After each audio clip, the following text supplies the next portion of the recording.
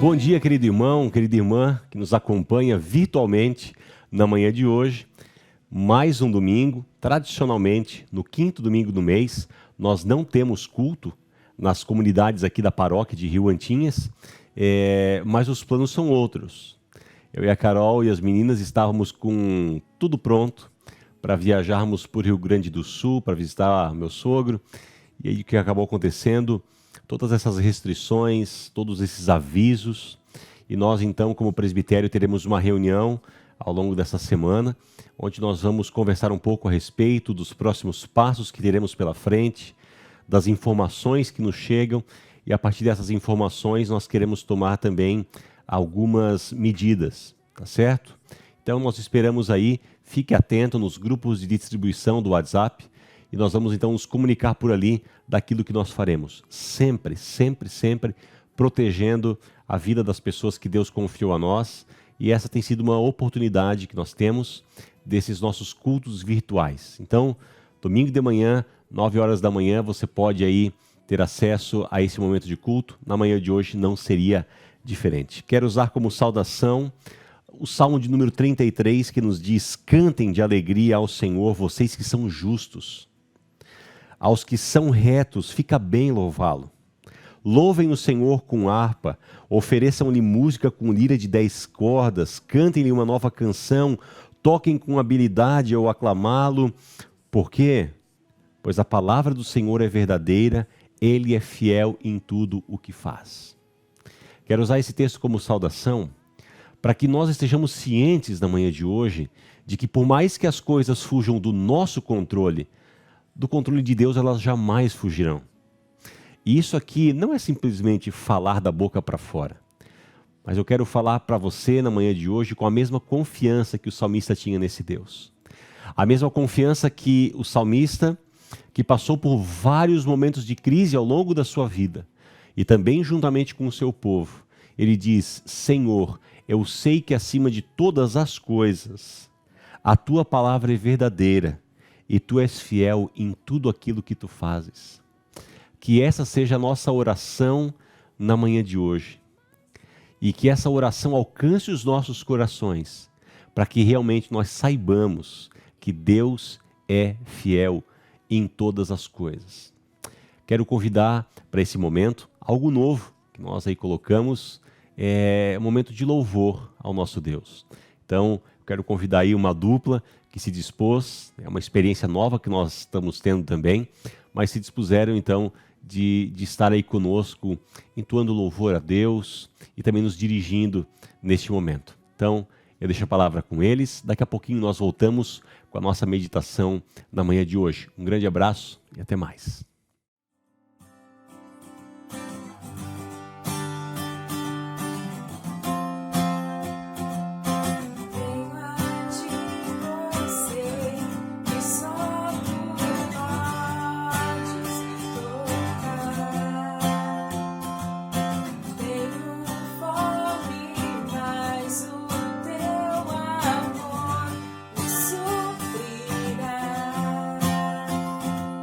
Estará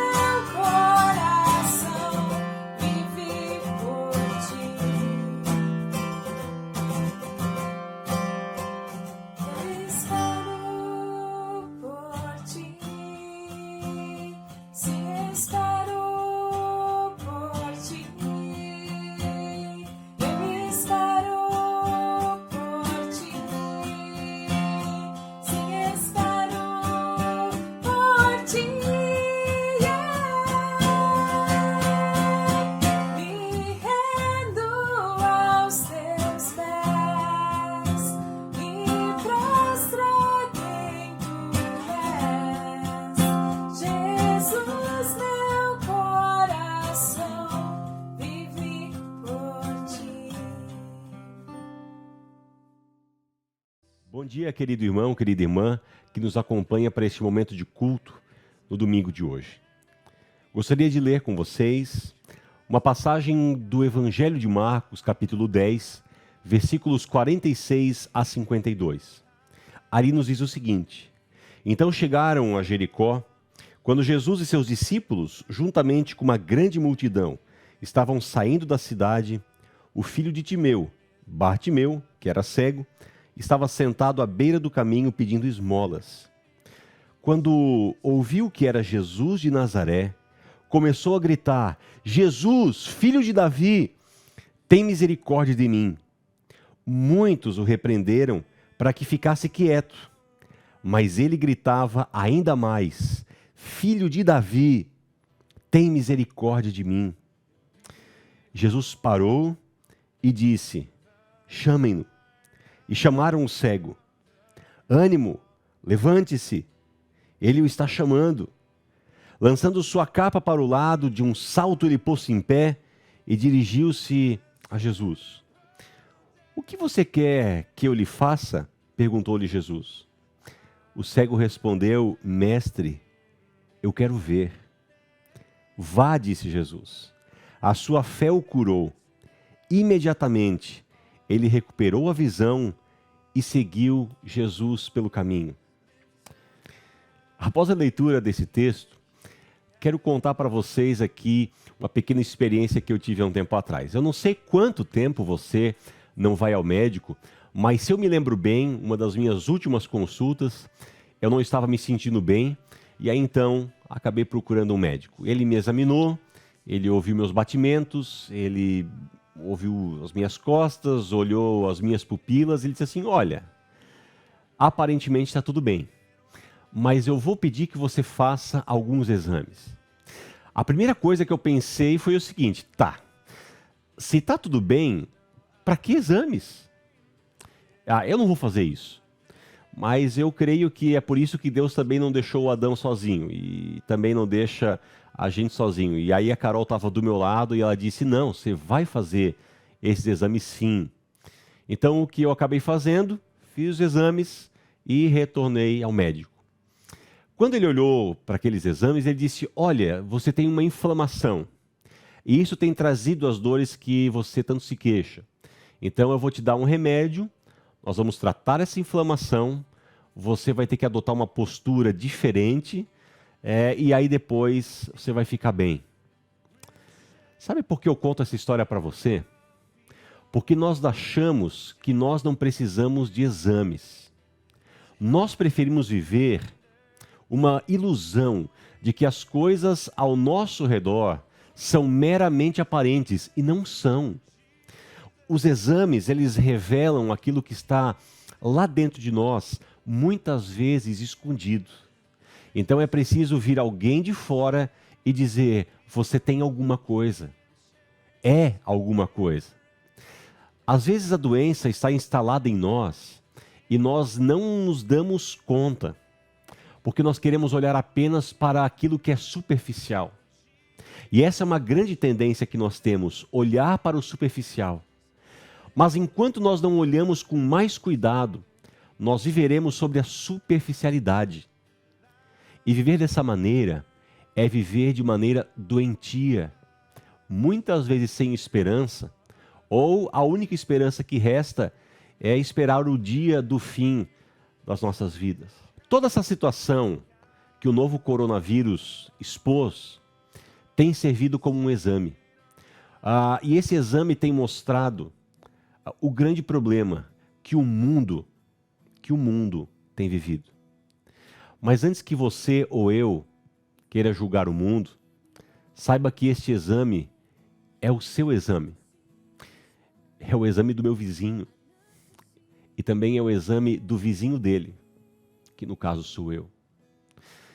E com esse exame em mãos, você pode simplesmente escolher o tratamento proposto pelo médico ou simplesmente dizer: deixa que eu me viro sozinho. A humanidade vive, nos dias de hoje, e essa situação expôs algo muito parecido com um câncer. E eu sei que essa palavra pode assustar você, assim como ela me assusta. Mas um câncer nada mais é do que o crescimento desordenado das nossas próprias células, que invadem assim os tecidos do nosso corpo. E a característica dessas células é justamente a sua agressividade. Elas se multiplicam de maneira incontrolável e formam aquelas coisas que nós nos assustamos quando os exames mostram que as pessoas têm tumores, que nós temos tumores. O câncer do qual nós sofremos, se eu pudesse dar um nome para ele, eu diria que ele se chama autonomia. Não uma autonomia boa, daquela que nós muitas vezes falamos, que as crianças, que muitas pessoas precisam ter autonomia na sua vida, mas uma autonomia ruim, que é a autonomia de Deus e das coisas próprias de Deus. E essa doença, ela é altamente contagiosa. Os sintomas dessa autonomia talvez podem ser resumidas de uma maneira bem simples. Quase que alguém preso na frente do espelho, que não consegue enxergar mais nada além da superficialidade do seu ser. Ele não consegue olhar para o outro ou para outras coisas senão para ele próprio. A autonomia nos afasta de Deus e do desejo que Ele tem para com as nossas vidas. E aí nós acabamos nos tornando donos das nossas próprias verdades. Contamos cada vez mais com aquilo que as nossas aptidões são capazes, nos apoiamos naquilo que nós somos e fazemos, e isso acaba definindo a nossa vida. Ou seja, quem define a nossa própria vida somos nós mesmos.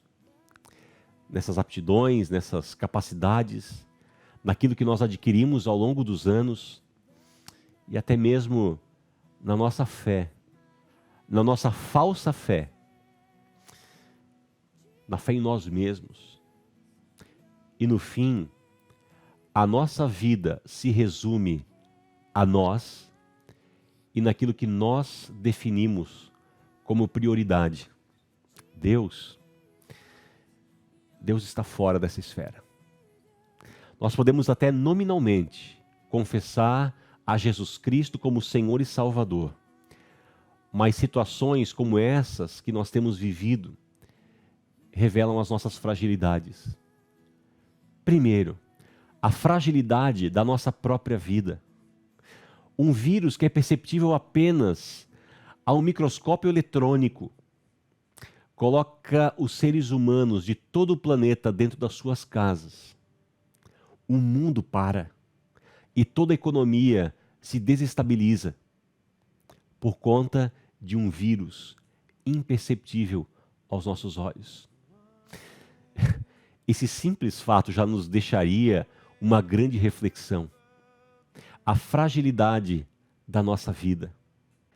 A segunda coisa que eu gostaria de compartilhar com você na manhã de hoje é que toda essa situação demonstra a fragilidade das nossas próprias prioridades.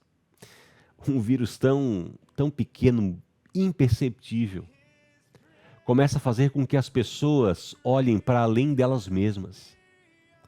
Elas começam a se preocupar com as pessoas que estão no grupo de risco. De repente, nós começamos a nos preocupar com as outras pessoas. Ligamos para pessoas que fazia tempo que nós não mantínhamos um contato. Estamos dispostos a deixar o passado de lado, porque nós não sabemos o que será o futuro. Um vírus demonstra que alguém doente, literalmente, do outro lado do mundo, pode deixar pessoas doentes aqui, pode nos afetar. Uma outra grande lição de reflexão para nós: as nossas prioridades são colocadas em xeque. E por último, esse vírus nos mostra nitidamente que a nossa fé se limita naquilo que nós podemos ver, sentir, ouvir, e eu diria que nos dias de hoje, naquilo que nós podemos curtir e compartilhar. Nos mostra o quão frágil a nossa fé é. Por quê? Porque a nossa fé está baseada na casca. Porque a nossa fé, num momento como esse, é colocada em prova. E este momento revela que nós temos fugido para todos os lados e não conseguimos mais reconhecer em Deus o início, o meio e o fim de todas as coisas. Esse vírus tem nos ensinado muitas coisas. Esse vírus nos dá um exame do que se tornou a humanidade. E a grande pergunta é: o que você vai fazer com esse exame em mãos? Será que você vai esperar que tudo passe e volte ao normal? Ou você vai aproveitar esse momento para simplesmente romper a casca, amadurecer e tratar a sua fé?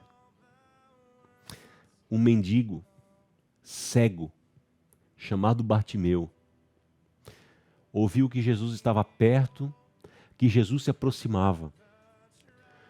Com um dos poucos sentidos que ele ainda tinha, ele percebe que Jesus está ali.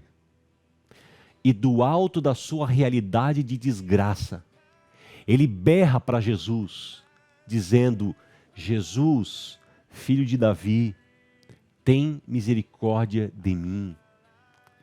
Quando Bartimeu pede misericórdia, ele reconhece a sua desgraça e a graça do Salvador que está diante dele. Eu diria que se nós nos colocarmos nos nossos lugares, se nós nos humilharmos diante de Jesus e termos a coragem de pedir aquilo que Bartimeu pediu, nós estaremos trilhando o caminho certo diante de uma situação de crise como esta. Por isso, coloque-se no seu lugar. Clame ao Senhor: Senhor, tem misericórdia de mim, tem misericórdia de nós. Coloque-se como alguém dependente de Deus e peça que Ele trate você daquelas doenças que, quem sabe, você não enxerga, mas que estão aí, drenando a sua fé, drenando a sua dependência de Deus. Que o tempo de isolamento das pessoas seja revertido em tempo de aproximação de Deus. De tal forma que a sua oração na manhã de hoje seja a mesma oração do cego e do mendigo Bartimeu, que não reconhecia neste mundo esperança para a sua vida, senão em Jesus, que estava diante dele. Que a sua oração na manhã de hoje seja a mesma dele. Jesus, filho de Davi, tem misericórdia de mim. Tem misericórdia de nós, Senhor. Amém.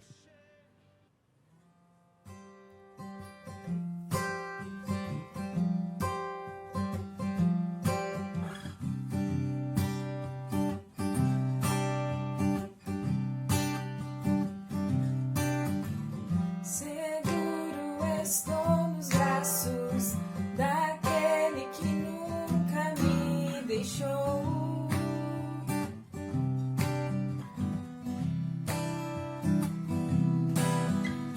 Seu amor perfeito sempre esteve repousado em mim.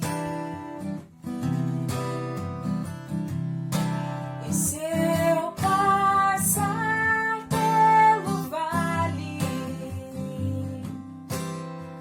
acharei conforto em teu amor, pois eu sei que és a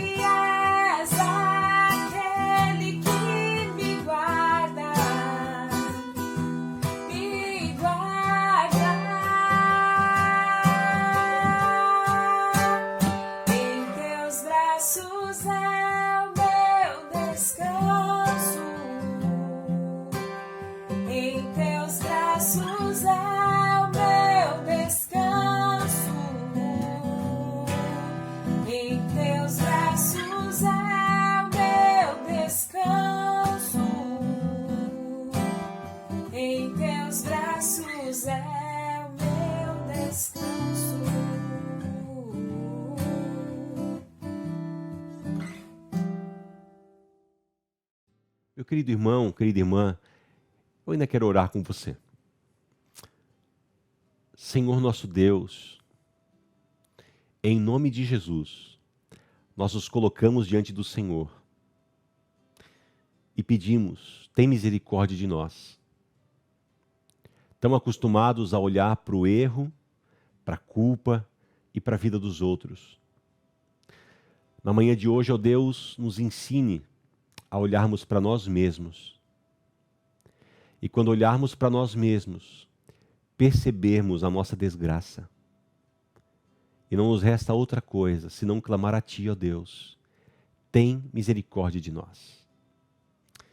Que o Senhor seja misericordioso para com as nossas vidas, a ponto de transformar quem nós somos, para a honra e para a glória do Teu santo nome. Assim nós nos entregamos a Ti.